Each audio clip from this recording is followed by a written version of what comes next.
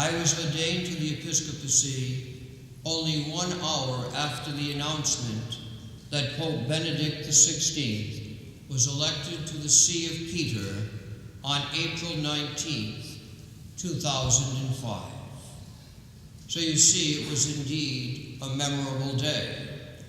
So I asked, how can I make today memorable? I looked to the heavens and I said, let there be snow.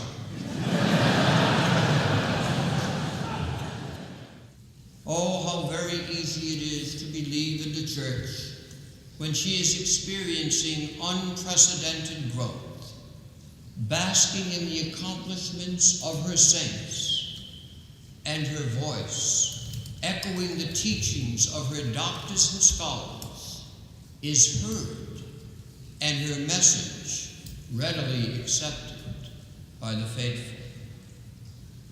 But when she is challenged, even suffering and humbled, strong is the faith and admirable the commitment of those who remain faithful to her, who see in her Christ, the cornerstone, who still hear his word and experience his presence when proclaimed and celebrated in the church's liturgies.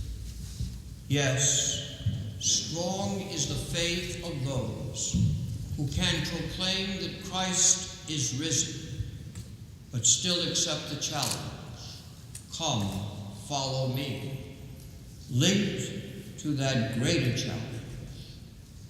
If you wish to be my disciple, take up your cross. This is the faith that I see in you, my brothers and sisters. In this holy Christmas season, we know all too well that the wood of Christ's crib at Bethlehem would become the wood of the cross at Golgotha. St. Paul reminded his community at Corinth, continually we carry about in our bodies the dying of Jesus, so that in our bodies the life of Jesus may be revealed. While we live, we are constantly being delivered to death for Jesus' sake, so that the life of Jesus may be revealed in our mortal flesh. And to those whom he served in Galatia, he writes, may I never boast of anything but the cross of our Lord Jesus Christ.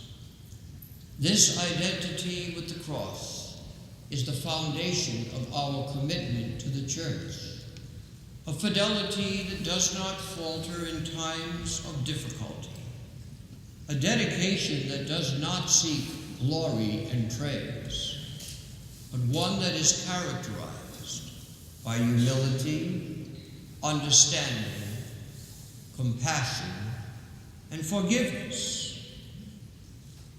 Now, since my appointment as the Bishop of Rochester, many have reminded me of the challenges that I shall face as I live to proclaim the gospel of Christ and the teachings of his church at a time when many are not prepared to receive this teaching or may even have rejected it. It was particularly interesting during this Christmas season to receive Christmas cards in great numbers. And they began, Merry Christmas, Bishop Matano, and welcome. Now let me tell you what you must do.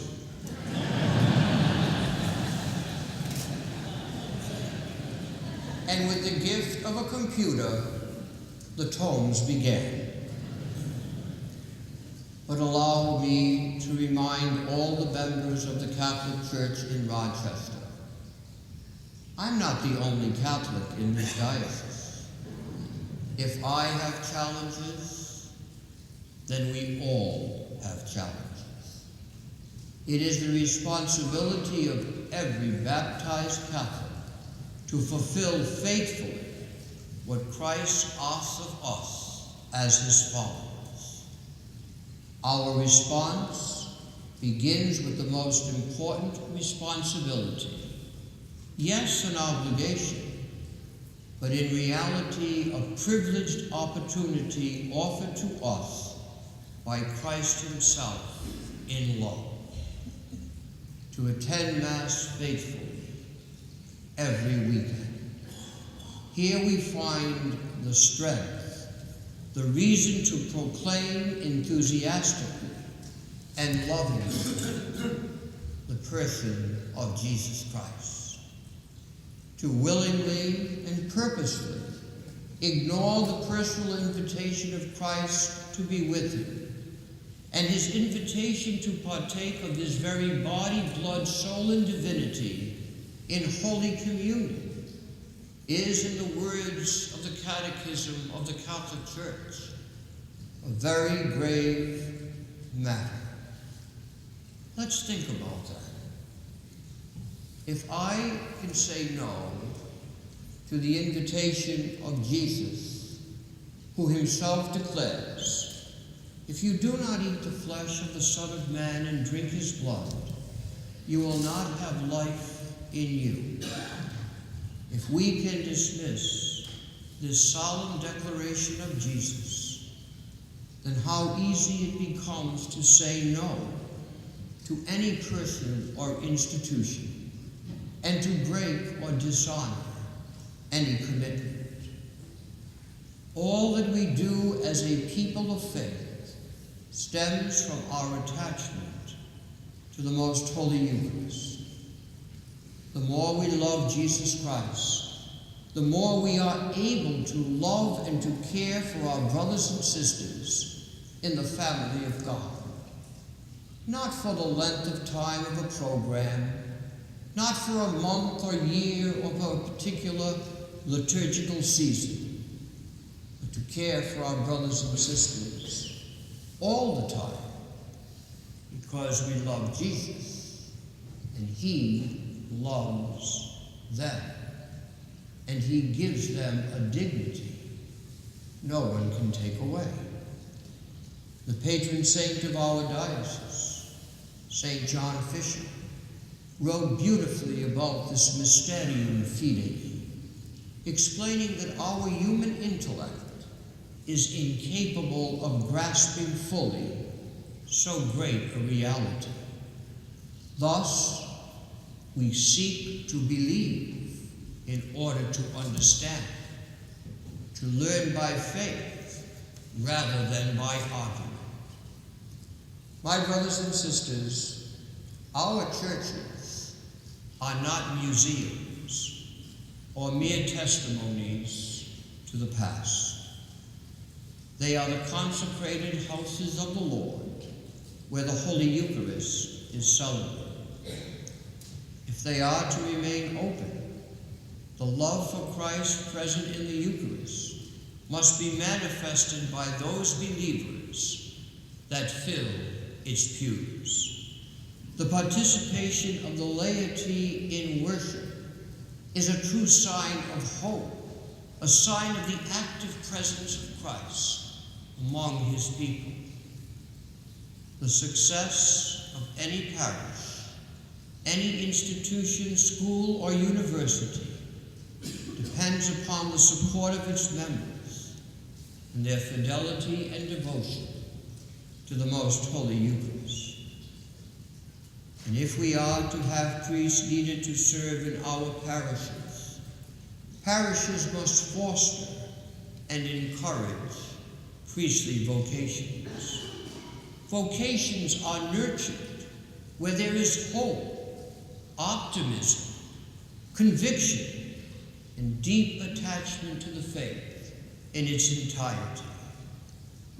No one joins an organization which has no purpose. The teachings of our beloved church, rooted in Jesus Christ, testify to the church's identity, apostolic mission, and purpose. When that which we profess in faith is mitigated, compromised, or cast aside, we deprive ourselves of a great gift and a sure foundation for our lives, and there remains no inspiration to follow Christ, either as a priest, religious, or a committed layperson. We speak much about love. When we love someone, we always tell them the truth. And because we are called to love one another, we must tell them the truth of our Catholic faith.